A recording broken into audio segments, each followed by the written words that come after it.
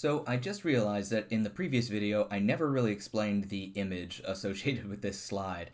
And this is from I don't know if I would say popular TV show, but this is a TV show I used to watch when I was in college. That was the sort of hit dating show. It was a bit more base back then, but this is called Eliminate.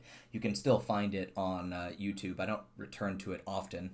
But the point of the show was that they would always have one person, either a man or a woman, and they would go on a big group date, multiple big group dates with three people at a time, and after each date they would eliminate one of them. And it was a very weird show, and it was really predictable. Whenever there was a woman, there'd be three men that would go on a date with her at the same time, and it would always look exactly like this. I don't even know if all three men were actually interested in the woman as much as they just wanted to outcompete the other two and like win the game show. But they were always trying to like get really close to her, and these are first dates, get really close to her and like kiss her and touch her. And as you can see in this video, it's just always very awkward, and sometimes it came to blows a couple of times. And it was the same when there was one man and three women. The women would just get very aggressive, and it didn't like, what are the odds that you would find three people that would even be interested in the same person and throw them on the show? It was very strange, and modern dating shows I find are very different. But in any case, I forgot to explain this slide picture, so let's go to the next slide though. So dyadic love versus plural love. So dyadic relationships, and remember dyad just means a group of two. Dyadic relationships are the simplest and smallest stable sexual reproductive unit. I wouldn't say it's the standard reproductive unit because, as we have learned, the most common marriage practice that around the world is polygyny. So polygamy, with typically one man with multiple wives. Now that doesn't mean that's always how it happened. Most human beings are in small, stable sexual reproductive relationships that are dyadic. Most human beings around the world, and probably throughout history. It's preferred by most human societies as ideal, but love, sex, and intimacy are contermonious and mutually exclusive. So these have a lot of benefits, the dyadic relationship. It seems to be something that we are pretty well adapted and evolved to do in order to form romantic, passionate relationships with each other that we've already said are something that goes back a long way in the human species. We've also been learning in previous slides some of the advantages to certain kinds of people in certain environments to multiple plural relationships, right? Having these relationships where multiple people are involved. They are larger, more socially complex, more challenging to maintain. As you've been reading, the poor wives in these situations are dealing and handling with multiple relationships all at the same time, which has to be stressful for a lot of different reasons. And in polyandry, a wife must form multiple dyads with her co-husbands, but the husbands don't have to really form multiple romantic relationships. They just have the one with their wife, right? It's a little bit unfair in some ways.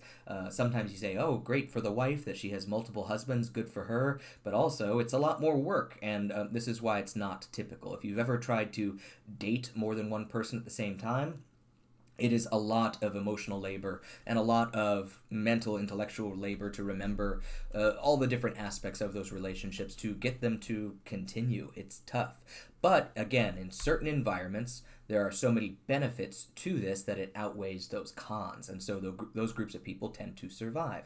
Sorry for skipping around in the in this slideshow.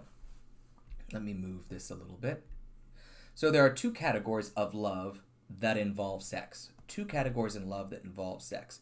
Excited, according to these authors, excited romantic love, that is excited love, romantic love. Some of these terms, the different authors use different terminology.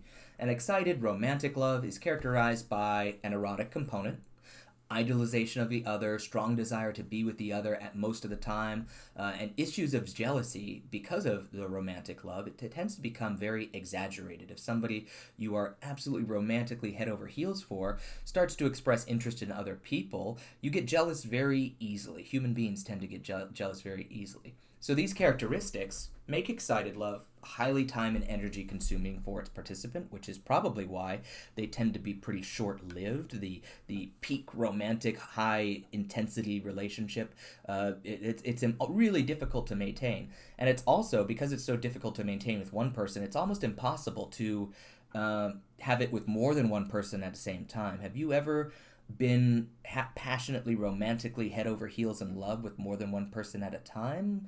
It seems that there's a lot of brain science that says that we are not very good at doing that. That some people might, it might happen in rare instances, but it's not terribly standard, we would say. So this is usually absent in plural relationships. Usually. There are exceptions. So excited romantic love, we are typically only able to have with one person at a time. So when we see multiple marriage, plural relationships, they tend to be more associated with comfort love, companionate love. That's fulfilling kind of sexual and emotional love. It's fulfilling, it's mature, peaceful, enduring, stable, long-term associations. Humans have the capacity to develop comfort love that is intimate, settled, and deep. Just because it's not romantic and passionate doesn't mean these are not deep forms of love in both dyadic and plural relationships. It is just a different kind of love, and it is a different kind of neural pathway that human beings are able to experience, it seems. But that's really interesting that comfort love seems to be, we might have evolve comfort love, the emotion of comfort love, specifically to adapt to certain kind of environments where we need plural relationships, where plural relationships are advantageous. We're not really sure about the evolutionary origin story of comfort love, but there's a lot of debate around that, and if you want to find that literature, I can help you. If you want to write your final paper on that, that would be a great final paper. So let's talk a little bit briefly to summarize some of the things about this society, the Kinar community. What kind of love? Oh, excuse me, this isn't summary. Let me ask you, what kinds of love exist within polyandrous groups among the Kinar? Is it excited or comfort, in your opinion? Was this the same for all households? What factors contribute to the existence of either type of love in each household? What do you think?